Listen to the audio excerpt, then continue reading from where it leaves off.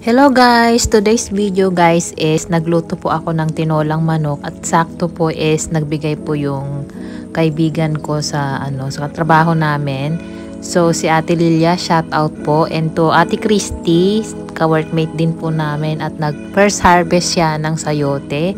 So kompleto po yung rekado. So ang tagal kong hinantay ito na makakain ng malunggay dahil wala pong nabubuhay masyadong malunggay dito sa Japan. Sobrang happy po.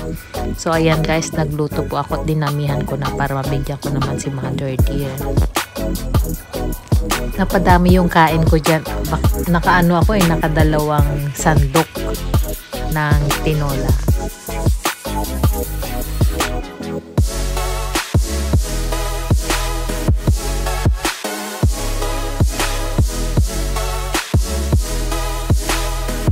Thank you for watching guys. See you in my next video. Bye!